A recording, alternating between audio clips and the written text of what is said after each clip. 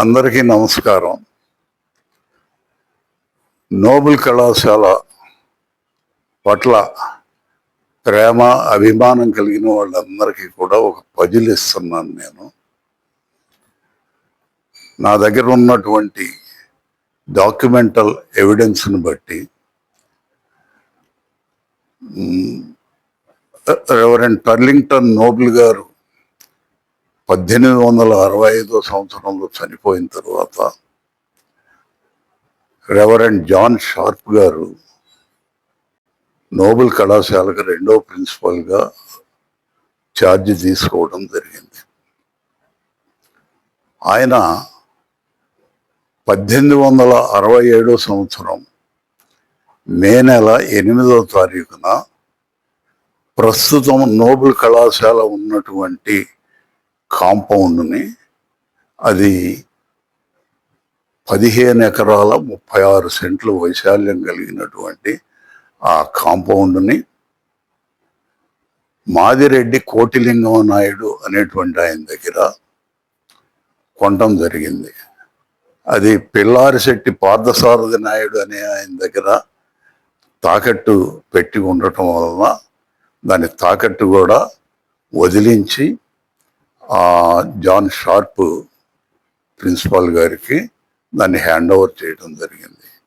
అది ఇచ్చినప్పుడు అందులోనే రాయబడి ఉన్నటువంటి విషయం ఏమిటి అంటే 2 బంగళాలతో ఇచ్చారు. ఆ 2 బంగళాలు ఏమిటి అంటే గ్రౌండ్లో ఉన్నటువంటి పూర్వం ఫిజిక్స్ ల్యాబొరేటరీ, నోబెల్ హై స్కూల్కి చెందినటువంటి బ్లాక్ 2 ఉండేవి.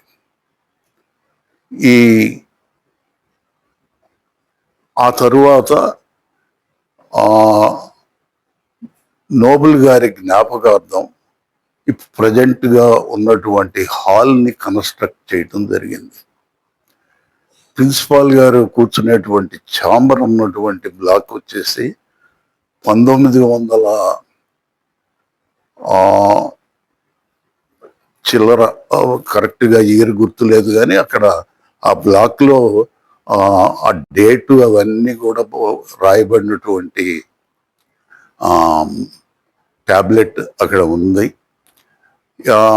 పాత అంటే ఉప్పెన్లో 77 ఉప్పెన్లో కొట్టుకుపోయినటువంటి పాత రైల్వే స్టేషన్ని, ఈ నోబెల్ కాలేజీ బ్లాక్ని ఒకేసారి ఫౌండేషన్ స్టోన్ వేయటం జరిగింది. ఇప్పుడు ఆ 2 బంగళాలు 15 ఎకరాల 36 సెంట్లు వైశాల్యం కలిగినటువంటి ఫలవృక్షాలు కలిగినటువంటి తోటను జాన్ షార్ప్ దొరగారు 1867 సంవత్సరంలో మే 8వ తారీఖున కొన్నప్పుడు 1864 వరకు ఆ 2 బంగళాలలో కృష్ణా జిల్లా కలెక్టర్ ఆఫీసు నడిచేది. తుఫాన్ తరువాత దాన్ని మాచవరానికి షిఫ్ట్ చేయటం జరిగింది.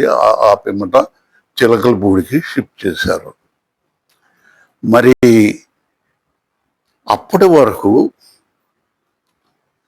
నోబెల్ గారు స్థాపించినటువంటి నేటివ్ ఇంగ్లీష్ స్కూలు ఎక్కడ రన్ చేయబడింది అనేది ఎవరైనా తెలిసినటువంటి వారు, విఘ్నులు తమ దగ్గర కనుక ఇన్ఫర్మేషన్ ఉన్నట్లయితే షేర్ చేయవలసిందిగా అందరినీ రిక్వెస్ట్ చేస్తున్నాను.